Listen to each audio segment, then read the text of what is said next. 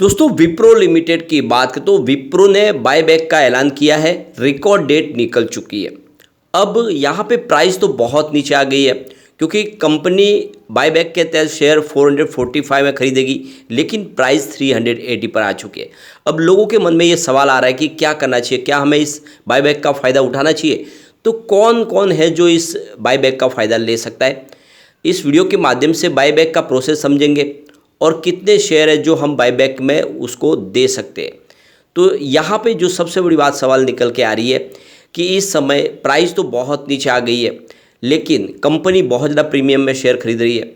तो क्या आने वाले समय इसकी प्राइस बढ़ेगी या और गिरावट होगी? विप्रो की आगे की क्या संभावना है और क्या इस समय विप्रो में इस समय गिरावट का फ़ायदा उठा के निवेश करना चाहिए, जानने की कोशिश करेंगे इस वीडियो के माध्यम से। वैसे विप्रो को बोनस का बादशाह भी कहा जाता है। विप्रो ने बहुत ही ज़बरदस्त बोनस दिया है लगातार, लेकिन पिछले 1-2 साल से आईटी सेक्टर में बहुत ज़बरदस्त हमें दबाव देखने को मिल रहा है। स्पेशली जब से रसिया यूक्रेन का युद्ध शुरू हुआ, यूरोपियन बाज़ार में इनको प्रॉब्लम हुई और इसके अलावा इन्फ्लेशन का प्रॉब्लम, जिससे यूएस के बाज़ार में भी बहुत ज़्यादा प्रॉब्लम हुई। और स्पेशली विप्रो का कारोबार जो ग्लोबल मार्केट में है, और ऐसे में विप्रो को उसका बहुत ज़्यादा नेगेटिव इफेक्ट देखने को मिला।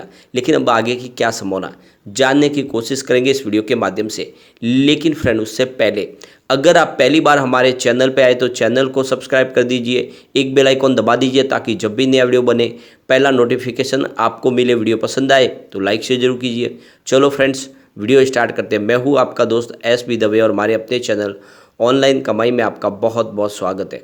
सबसे पहले विप्रो लिमिटेड के अगर फ्राइडे के कारोबार की बात करें, स्टॉक की शुरुआत 385 पर हुई, यानी शुरुआत ही निगेटिव हुई। क्लोजिंग देख सकते हो थर्सडे की 388 के आसपास थी, और यही देख सकते हो कि इंट्राडे में 379 का इसने लो भी बनाया, लेकिन जो हाई है वो 388 का है। यानी देख सकते हो कि पूरा दिन दबाव ही देखने को मिला और अंत में क्लोजिंग 380 पर रही, जहाँ पे 2.20% की गिरावट देखने को मिली। लेकिन उसके बाद में जब इंटरनेशनल मार्केट की बात करें तो वहाँ पे पॉजिटिव सिग्नल निकल कर आए। यानी देख सकते हो विप्रो एडीआर जो यूएस मार्केट में लिस्ट है, तो उधर वहाँ पे जो क्लोजिंग है वो काफ़ी पॉजिटिव रही है। आप देख सकते हो कि 4.69 यूएस डॉलर के हिसाब से इसकी क्लोजिंग रही है, जहाँ पे देख सकते हो कि कुछ तेज़ी देखने को मिली है। तो यहाँ पे उसकी वजह से देख सकते हो कि जिस तरह से यूएस के बाज़ार में पॉजिटिव क्लोजिंग हुई है, उस हिसाब से इंडिया के बाज़ार में भी हमें कुछ तेज़ी देखने को मिल सकती है मंडे के दिन। और वैसे भी काफ़ी ज़्यादा करेक्शन हो चुका है। अगर हम इसके रिटर्न को देखें तो पिछले 5 साल के हिसाब से इसने 90% का पॉजिटिव रिटर्न दिया है। 3 ईयर के हिसाब से इसका रिटर्न 79% पॉजिटिव है, लेकिन 1 ईयर के हिसाब से 9% की गिरावट ऑलरेडी हो चुकी है। 3 मंथ के हिसाब से देखें तो 2.27% की फिर से तेज़ी देखने को मिल रही है, लेकिन 1 मंथ के हिसाब से 1.46% स्टॉक डाउन है। और वन डे की बात करें तो लगभग 2% की गिरावट है। ओवरऑल देखें तो पिछले 1 साल से स्टॉक में हमने काफ़ी ज़्यादा दबाव देखा है।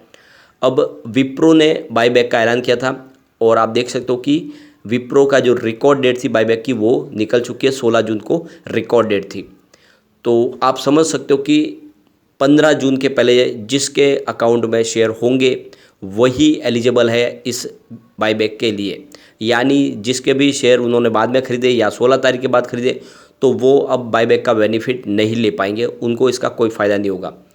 तो आप ये समझ सकते हो कि अगर आपको बायबैक के लिए शेयर अगर आपको मिलने देने का मौका मिलता है तो आपको 14% का बेनिफिट देखने को मिल सकता है। वैसे अगर आप इसको प्राइस के हिसाब से देखें तो आपको 65 रुपीज़ पर शेयर का फ़ायदा हो सकता है, क्योंकि 380 के आसपास की प्राइस है और 445 में कंपनी आपसे शेयर खरीदेगी।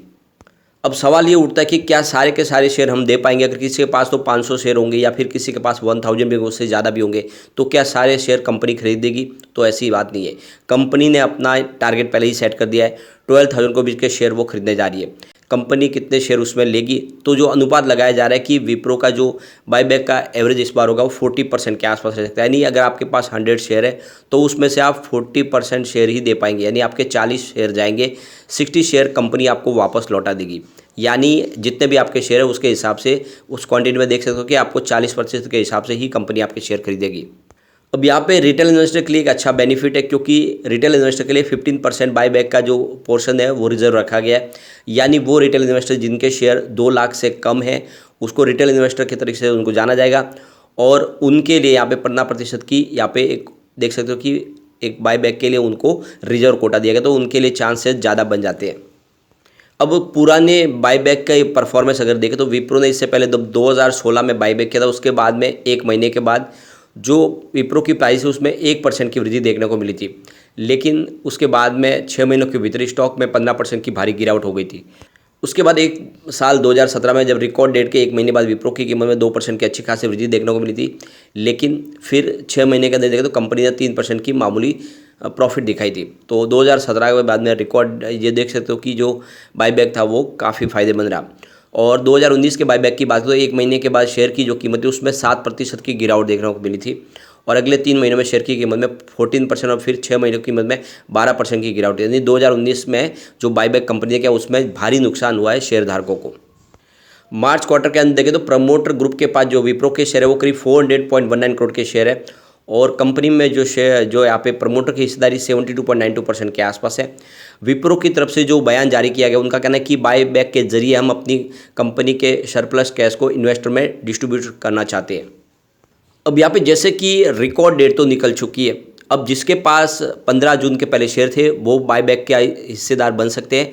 तो कंपनी ओपन मार्केट ऑफर के माध्यम से ही यहाँ पे आप देख सकते हो कि आपके शेयर खरीदेगी। तो आपको शेयर तो ओपन मार्केट से ही बेचने हैं, लेकिन उसका एक समय होगा जब कंपनी डिसाइड करेगी, उसके हिसाब से जब उसकी विंडो खुलेगी उस हिसाब से उस दौरान आपको शेयर बेचने हैं।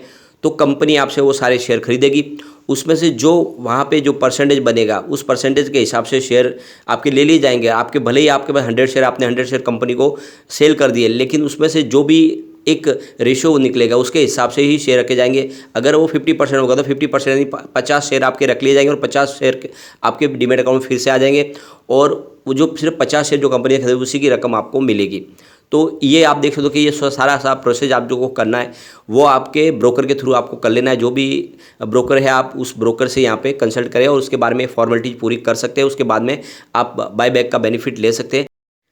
अब यहाँ पे अगर हम देखें तो जो एनालिस्टों की राय इस समय विप्रो को लेकर तो वो मिक्स दिखाई दे रही है। मोतीलाल ओसवाल फाइनेंशियल सर्विस ने कंपनी की नई स्ट्रेटजी और उसके अलावा अमल में कुछ इनपुट्स का इंतजार किया है, और देख सकते हो कि जो रिपोर्ट है ब्लूमबर्ग की उसके हिसाब से जो 17 एनालिस्ट ने विप्रो के शेयर को खरीदारी की सलाह दी है, 12 ने इस शेयर को होल्ड करने की सलाह दी है, और 12 है वो इसको बेचने की सलाह दे रहे हैं। और इसका जो 12 महीने का टारगेट रखा गया, एवरेज टारगेट वो 390 के आसपास का है। तो कुल मिला के देख सकते हो कि मिला जुला यहाँ पे एक राय निकल के आ रही है। वैसे कोटक इंस्टीट्यूशनल इक्विटीज़ ने इसकी रेटिंग को रिड्यूस किया, उन्होंने इसका जो टारगेट रखा वो 360 का, उनके हिसाब से आने वाले समय में और गिरावट की संभावना बन सकती है। लेकिन ओवरऑल अगर आप देखें तो इसमें जिस तरह से जो ये आप शेयर होल्डिंग पैटर्न में समझ सकते हो कि FIDI ने मार्च में जिस तरह से जम के खरीदारी की है वो एक पॉजिटिव सिग्नल है, और आने वाले समय यहाँ पे एक तेजी का दौर आ सकता है। फिलहाल प्रमोटर के पास 72.92% के शेयर है, कोई भी इनका गिरवी शेयर नहीं है। FI की बात करें तो उनकी होल्डिंग देख सकते हो दिसंबर में 6.30% के आसपास थी, जो मार्च में 6.38% हुई। तो FI ने अपना इन्वेस्टमेंट बढ़ाया बिल्कुल। इसके अलावा DI की बात करें उनके 7.80% के शेयर थे दिसंबर क्वार्टर में, मार्च में उन्होंने 8.01% कर लिए। तो DI की होल्डिंग भी बढ़ी है। म्यूचुअल फंड की बात करें तो 2.75% की होल्डिंग थी दिसंबर क्वार्टर के दौरान, जो मार्च में 2.79% हो गई। तो म्यूचुअल फंड ने भी अपने निवेश को बढ़ाया। बात करें जनरल पब्लिक की तो 12.96% के शेयर थे दिसंबर में, इस समय 12.69% हो गए। तो जनरल पब्लिक के शेयर घटे, लेकिन FIDI और म्यूचुअल फंड ने अपनी होल्डिंग को बढ़ा दिया है, और ये बहुत बड़ा पॉजिटिव ट्रिगर है। यानी जो मार्केट के बड़े बड़े जो इन्वेस्टर है वो इस समय विप्रो में इन्वेस्टमेंट कर रहे हैं। तो ये एक तरह से पॉजिटिव ट्रिगर है, आपको डरने की कोई बात नहीं। अगर आपको बाईबैक में शेयर न बेचने का मौका भी मिले तो उससे कोई फर्क नहीं पड़ता है। लॉन्ग टर्म इन्वेस्टर बन के आप इसमें बने रहे, आने वाले समय एक ज़बरदस्त तेजी का दौर शुरू होगा और ये स्टॉक आपको एक अच्छा रिटर्न दे सकता है। तो ये आपको क्लियरली समझना चाहिए कि इस समय इस गिरावट का फ़ायदा उठा के बड़े बड़े इन्वेस्टर चाहे म्यूचुअल फंड DI या फिर FI सब ने बहुत ज़बरदस्त खरीदारी की है, और ये आने वाले समय इसमें एक तेज़ी की संभावना ला सकता है। तो इसमें आपको बने रहना है, लेकिन मौका मिले तो इस बाईबैक का आपको पूरा फ़ायदा उठाना ही चाहिए। लेकिन फ्रेंड, कोई भी इन्वेस्टमेंट करने से पहले अपने फाइनेंशियल एडवाइजर्स के बारे में ले ले या अपना खुद का रिसर्च करें, क्योंकि मैंने वीडियो आपके एजुकेशनल पर्पज़ के लिए ही बनाया। वीडियो पसंद आए तो लाइक से जरूर कीजिए और चैनल को सब्सक्राइब कर दीजिए। Thank you friend.